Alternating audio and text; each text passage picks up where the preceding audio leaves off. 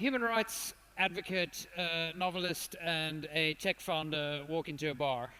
And that is what we are going to present you with today. And you might think, as one of the participants on this panel said to me, why am I on the panel with these people? Hopefully we're going to make sense of that in the course of a conversation for the next 40 minutes or so.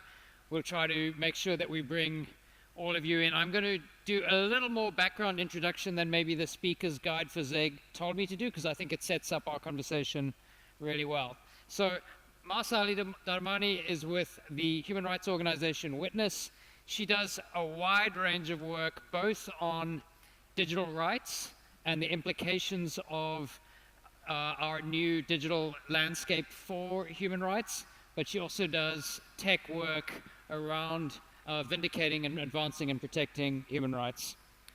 Geoff Dyer is a novelist, a critic, an essayist, and I think in our current context, someone who thinks and writes really acutely about the history of the visual and ideas of the visual. And Anna Kazlauskas is the founder of a technology company that aims to give, and you must tell me if I pitch your company wrong, that aims to give individuals and communities control of their data back, and to create tools and technologies to make that possible.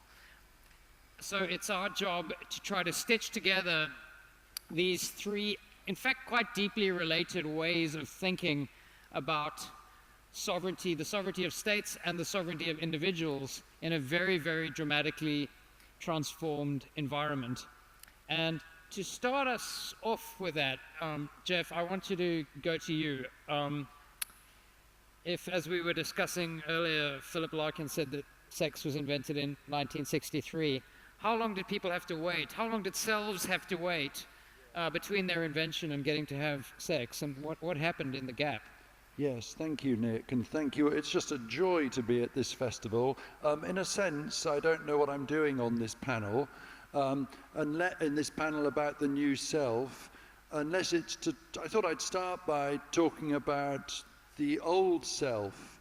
And it's worth remembering, yes, that the old self was new once, and there's a broad agreement among historians that in the late 16th, early 17th century, a really fundamental change occurred in sort of human consciousness.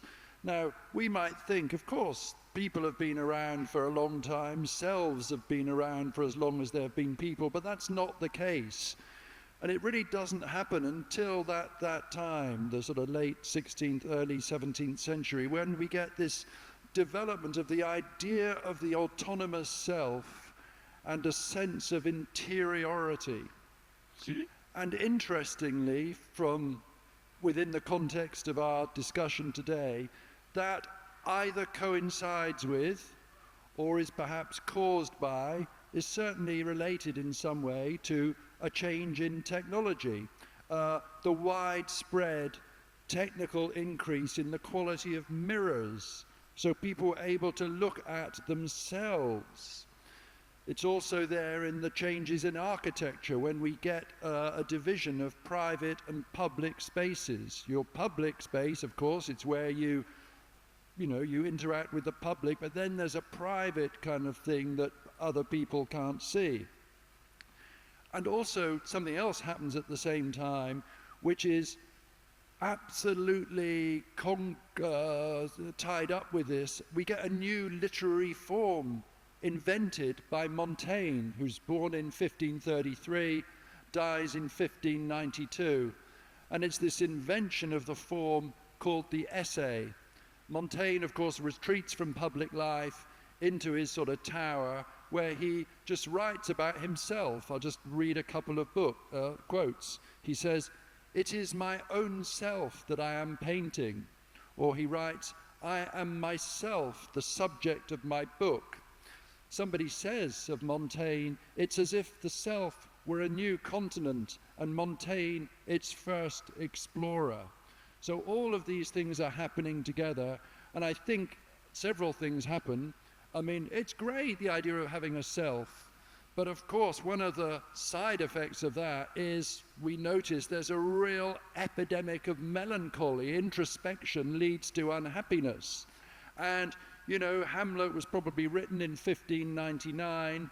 And of course, Hamlet embodies this kind of stuff, you know, all the time, this contrast between his inner torment and what he's meant to be doing. And, you know, there's a whole load of that stuff. So that's the turning point.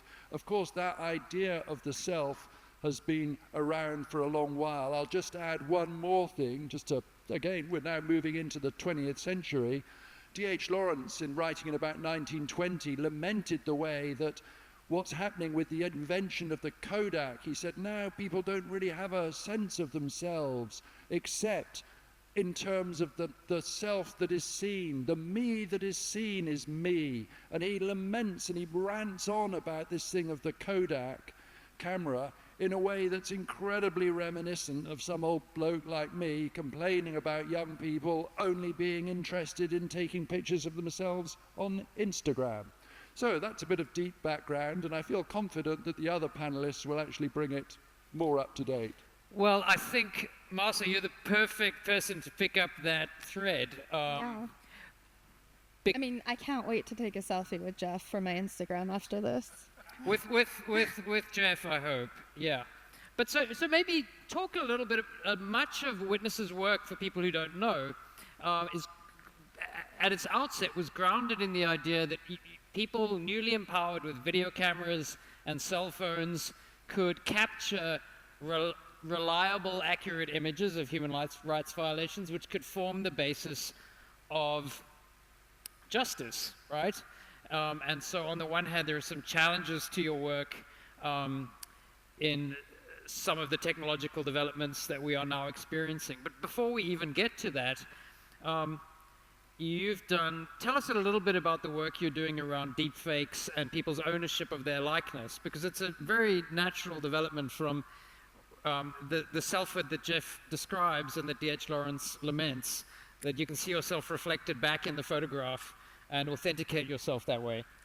Absolutely. I mean, first of all, I just want to say I'm really grateful to be here, because I don't think at any other event I would be sitting on a panel with someone who has such a philosophical take on this issue. So I love this exercise we get to do to come together from such different perspectives. I usually sit next to technologists who are trying to ignore us talking about rights or human rights frameworks. But so I do work for the human rights organization Witness, and it's really interesting to hear about, you know, D.H. Lawrence's philosophies as the Kodak camera was emerging, you know, as this new technology reshaping society, and Witness was kind of born in one of those moments.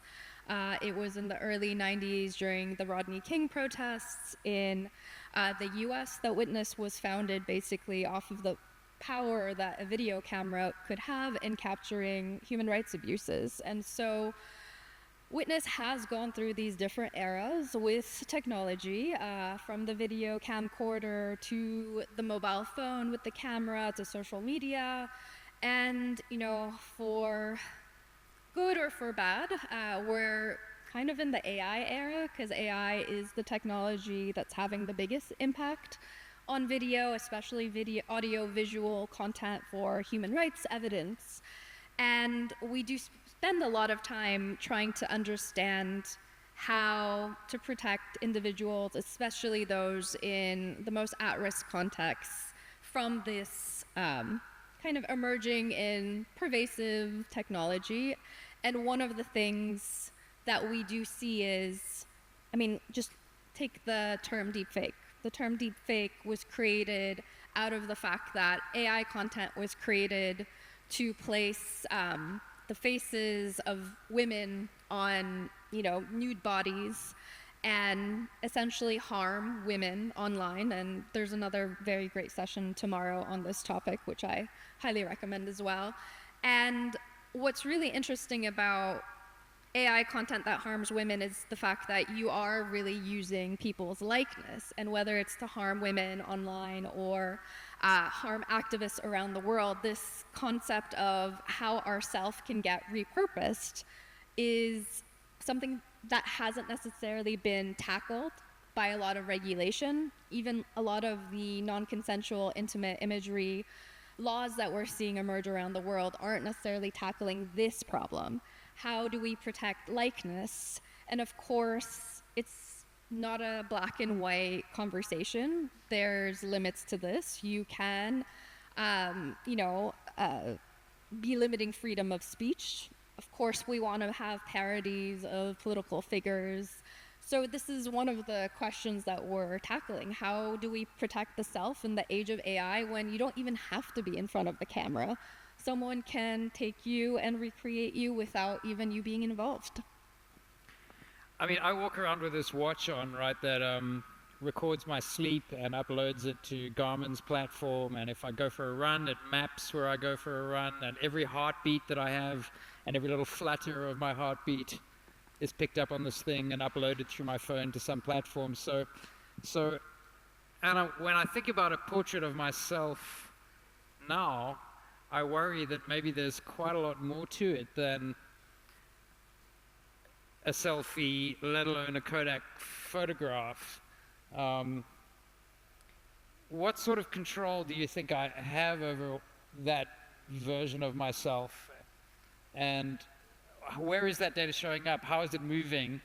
And how are you thinking about how it ought best to be managed? Yeah, so I think kind of all of this data that you're describing of like your sleep data, your heart rate data, in terms of who owns it, you legally do. You actually have a lot of rights around it, but they're very inconvenient to exercise.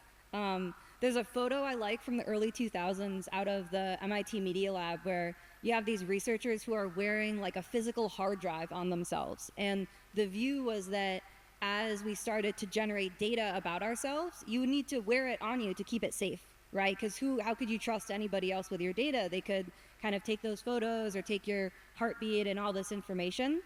And the internet has played out really differently, right? So usually when you use a platform, like if you're using ChatGPT or you're using Instagram or Spotify, they store your data for you, right? And a lot of people even think of it as the platform's data. But if you look at the law, you've got full legal ownership over it, right? In the same way that if you put your car in a parking lot, the parking lot doesn't own it. If your data and kind of that part of yourself is sitting inside of a platform, that's fully yours. But sometimes it can be very kind of inconvenient to exercise that. So one of the things that we work on is how do you make it more convenient to go and get your data? And how do you make it so that you can just store your data yourself, right? I think the mirror example is very interesting, right? As like it's this idea of like if you looked in the mirror and then that reflection somebody else could take, right? A company could actually grab that and you wouldn't have control over it. Yeah, so that's kind of the self intersection. Did you want to get in on that? I mean, what's the trade? What am I giving up and what am I getting in return? I think what are the trades and what are the terms of the trade? Yeah, well, I think that one view of it could be that you're giving up your data in exchange for a service. I think that people aren't that conscious of the trade because it's just become such a default. If you look at kind of how AI is being trained today, whereas you talk to AI and as you give it your data, or if it just took all your data on the internet, you're almost training an AI that can do your work and that can kind of be you, but you don't actually own that, right? And so I think the short-term trade is, okay, they can have access to my data and then I get this service. But I think the long-term trade is actually kind of worse from a societal perspective because you end up in this situation where kind of a small number of large centralized AI companies have almost sucked up everybody's selves, right? And put them into building super powerful AI. And nobody really realized that was a trade, right? People thought it was a much smaller exchange. So I want to come back to what you think a solution for that might be. You've both talked about the rights that we have. And in terms of Geoff's arc of history, I wonder if actually those rights come from the time of the novel and the interior subject of the novel in the post-Enlightenment period a little bit. Yeah, and then, I mean, I guess if one wanted to sort of sketch a history of the novel, then you could say in some ways the novel kind of reaches some kind of peak with those intense psychological novels of Henry James. And the interesting thing there is there's all of this inner life going on, but of course, and Henry James is very, very interested in that. But he's also incredibly interested in money and capital and all the arrangements that are going on in order to facilitate that sort of inner life. And, it's quite interesting. I mean, if you think of the Spoils of Poynton, Ezra Pound exclaimed, well, it's just a book about furniture. But actually, it turns out furniture has its psychological component too. So yeah, the novel is very, very good at doing that. I kind of lose interest in the novel if it becomes too sort of interior. I want it to be a combination of that Balzacian thing of an inventory of what's going on in society linked to the particular psychology of that time, because psychology is not timeless. It's very much informed by what's happening historically, socially, and all the rest. So let's try and make a little jeté off of that, and jump in. Don't wait for me to ask the questions. But as I was just listening to Geoff speak, I was thinking of. I've been reading his essays these past few days, and just wondering what you think about what writing means right now in the age of AI, and what potentially them training off of your writing could. Yeah, I could talk about that if you like. Do. Yeah, of course, we're all worried. I'd say several things about this. In a way, I know we're all interested in artificial intelligence at the moment. I'm more interested in artificial stupidity in a way, which I think some of this is encouraging. And also I'm very conscious of the way that really there's a kind of human version of AI. I know in Hollywood there's all these sort of people lamenting the fact they're going to be out of work and stuff, and AI will be able to do it. But in some ways, if one of the things AI does is sort of harvest all these other things, well, in a way, that's often how films operate anyway. And a great amount of human intelligence goes into the making of films to make them in such a way that they resemble other films that have succeeded. So yeah, there's a sort of homegrown, internalized version of AI. And I think I'll just say this particularly about the essay, which is, it coincides with the dawn of the self. And in some ways, I wonder now if we're actually witnessing the end of the essay, because the essay used to be an expression of everything you'd read, quotes you could remember, this kind of thing. And now, of course, I read certain essays, and I'm thinking of one particular American writer now who I won't name, and I really get the sense that when I'm reading their essays, I can sort of feel that it's all the product of internet searches, as opposed to, say, the Susan Sontag model, where it's a product of everything she's read and experienced over time. And I feel, and then cleverer people than me have actually sometimes proved that some essayists, they've sort of reverse tracked where the quotations have come from.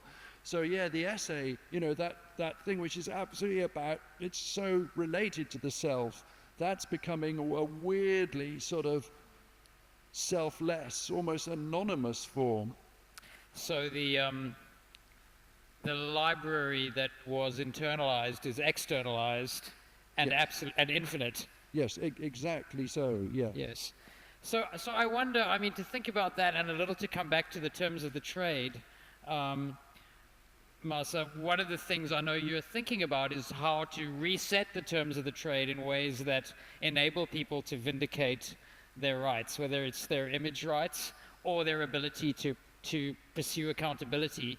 Yeah, the name of the team that I lead at Witness is called Technology Threats and Opportunities. So, part of it is also trying to see how to best leverage this reality that emerging technology has, and how do we try to reset systems and regulations to center individuals? And I know that's a lot of what you also do, which is protecting individual rights. And, the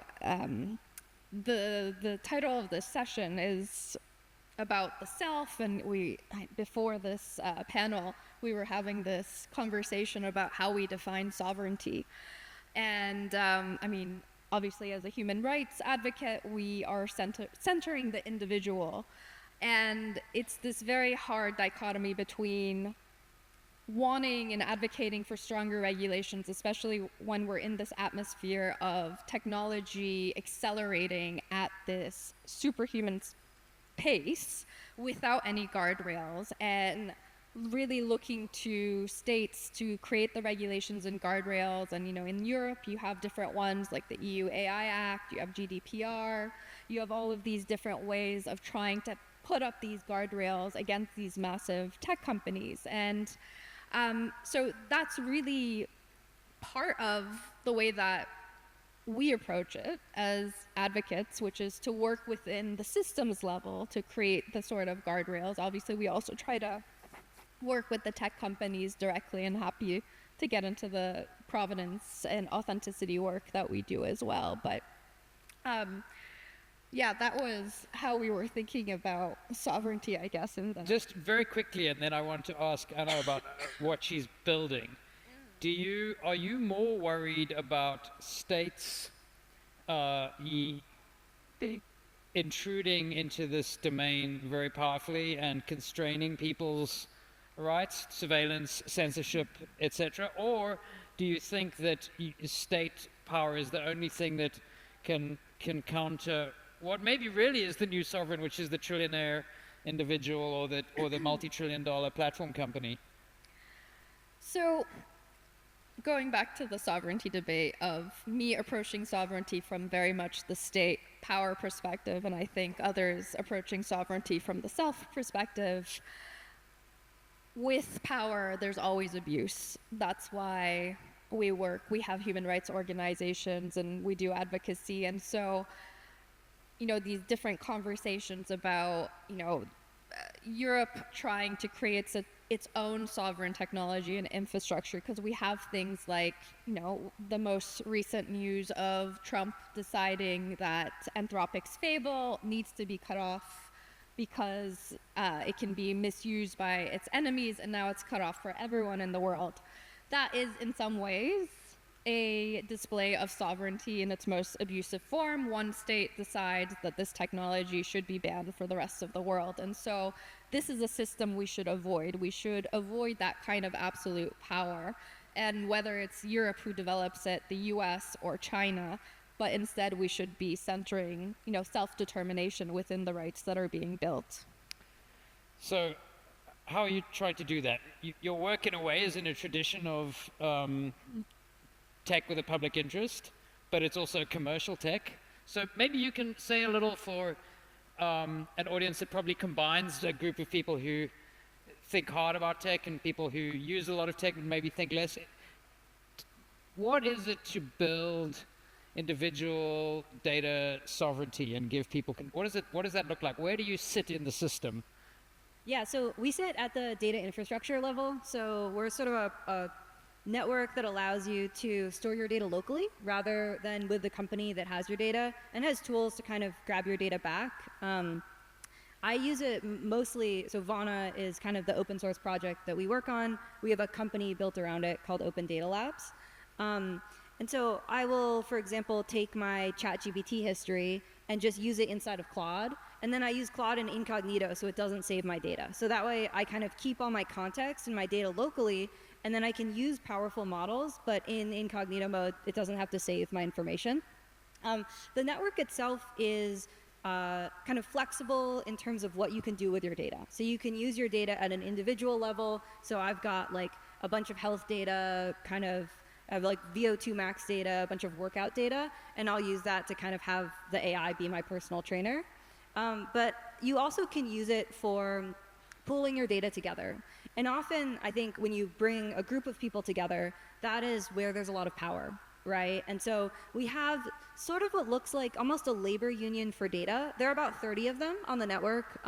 One of the large ones is, there's a Reddit one with about 100,000 people in it. There's a Spotify one with about 10,000 people in it that got into a fight with Spotify last year. Often there is platform pushback. Even though users have full legal rights over their data, the platforms are often not that, they push back wherever they can. And so what that looks like is typically there's a leader for these given groups, and they build a way for people to take their data in, combine it together, and then they can decide to vote to train an AI model with it. In the Spotify case, they worked with a music AI company. There's a group of biohackers that pool all of their sleep and wearable data and experiment on themselves. So kind of all sorts of things. And really what it's about is giving an individual user full control over their data, right? So in the same way that when I own something physically, I can like move it around, I can throw it away, nobody else can take it from me. We're kind of trying to replicate that same thing in the digital world, which can sometimes be confusing, right? Like I was thinking about with the example you had in Hollywood, right, where you've had a bunch of conversations and then someone else makes a movie out of those conversations. It's reasonable that they would do that, right? But I think sometimes with technology and kind of these exponentials that come in, it would start to be weird if somebody made a movie using your likeness, right, without your permission, right? And so it's sort of like in the physical realm, it's very easy to say, hey, like you took these bricks and the bricks were mine. I should own that house. But in the digital realm, and especially when you're thinking about knowledge, it's much harder to draw those lines.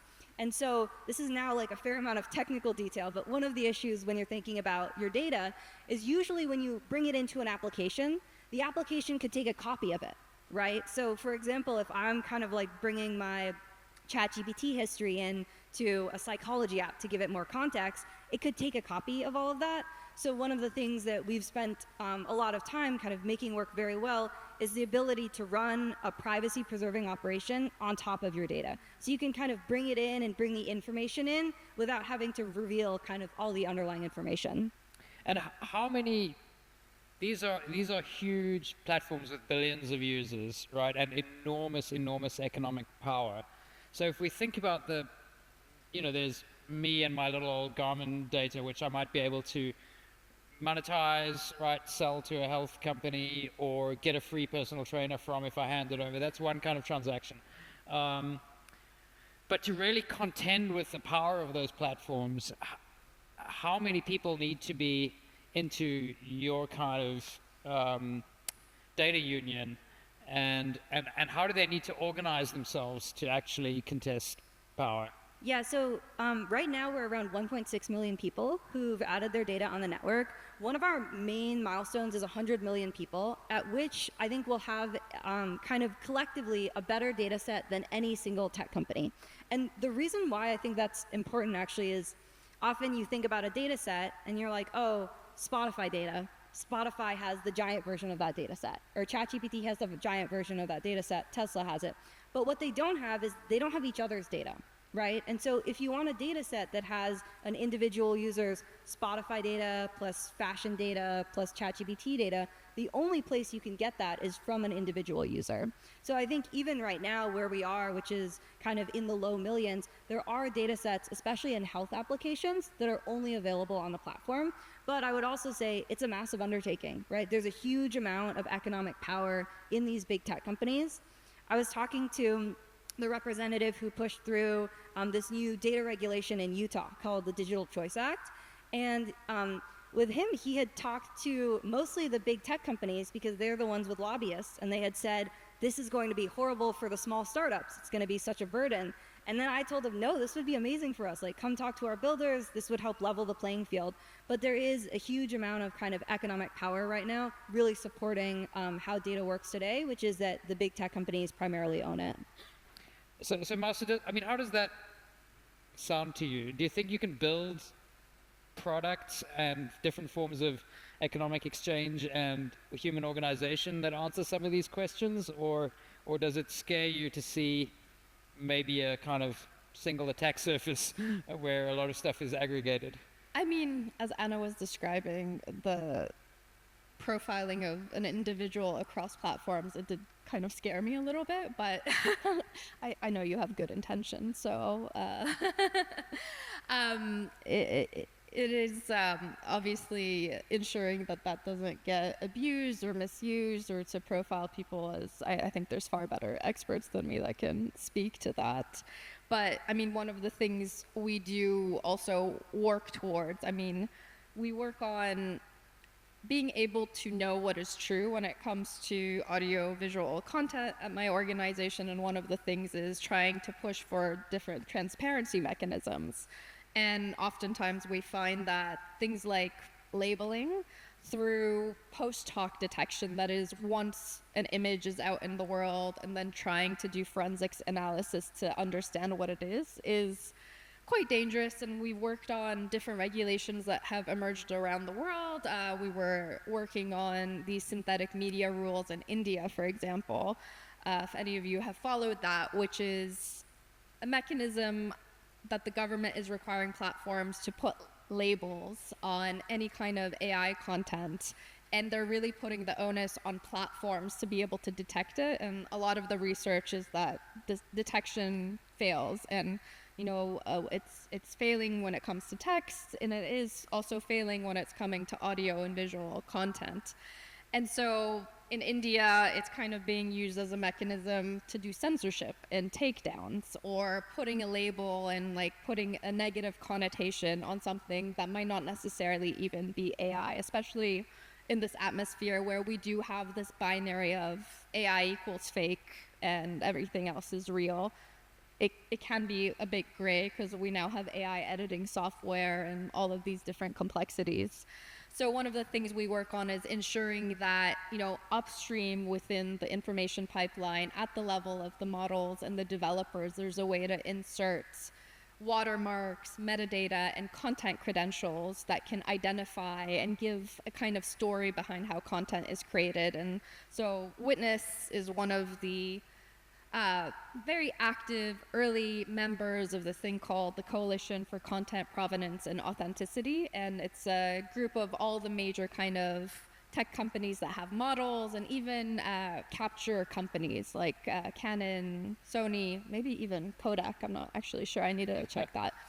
But it's a way of trying to insert content credentials to tell the recipe of a piece of content. And if it was taken by a camera and then edited by AI, you could get that kind of recipe in a content credential, and pushing for that as a means of helping platforms detect and put accurate labels on, and as a means for various different kinds of authenticity and verification, if it's in photography or if it's on a social media platform.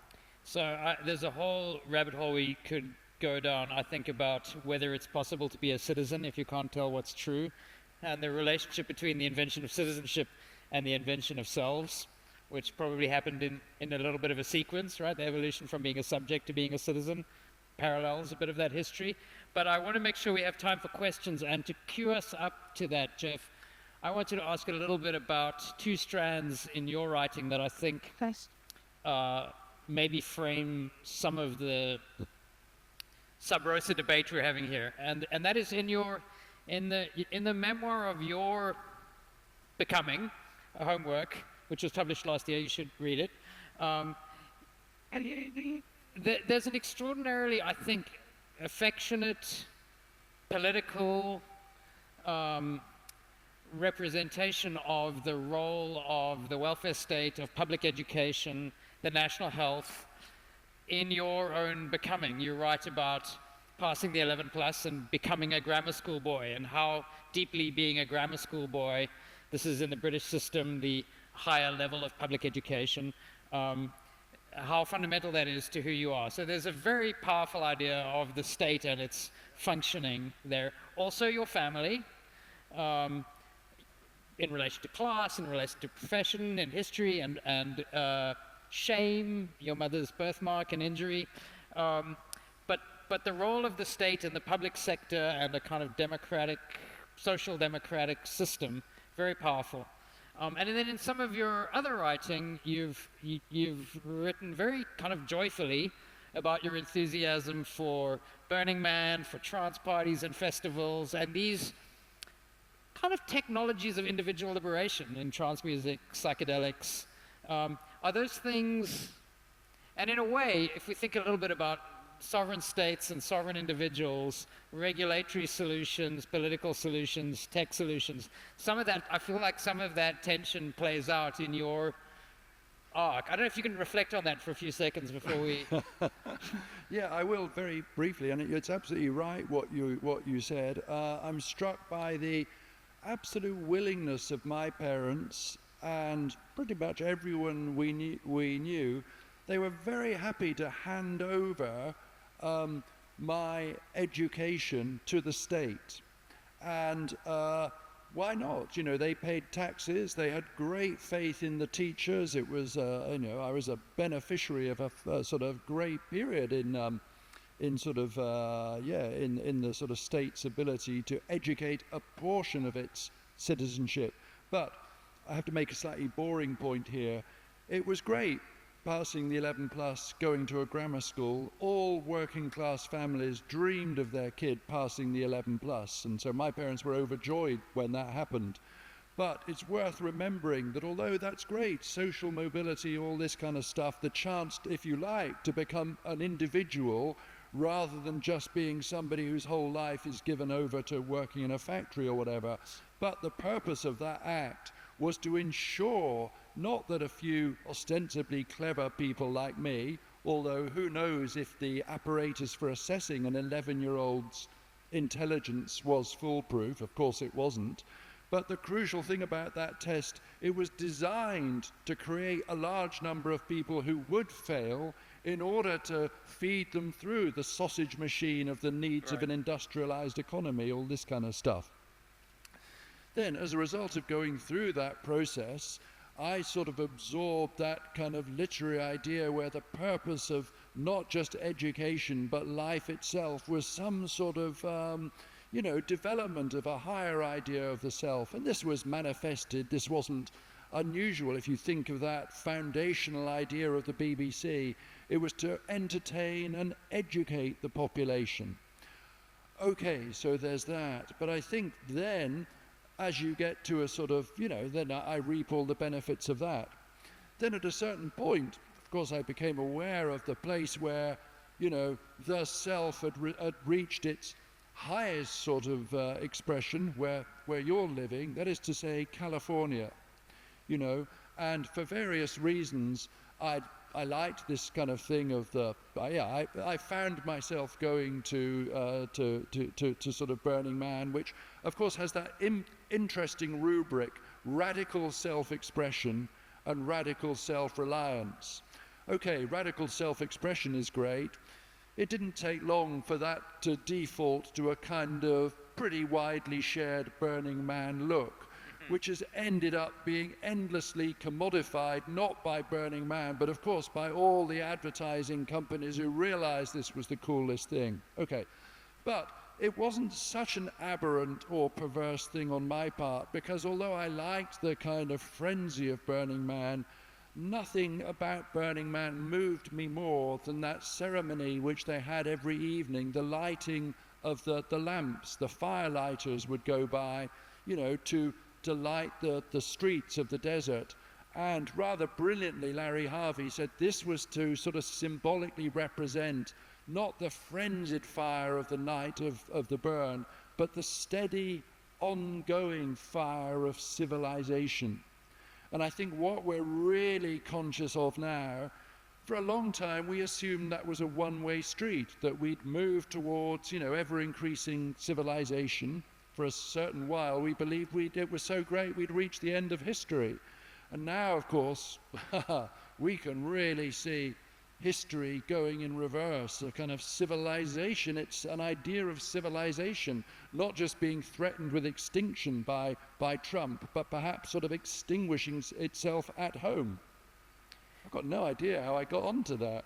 You must have encouraged me, Nick, at some mad level. I hope so. Well, here we sit at a place where history has never been the nightmare from which you're trying to awake, but indeed a rolling and endless sequence. So let's go to the room. We've laid out some thought tracks, I think in the front over here first, and then I'll come over there, and then I'll go over there.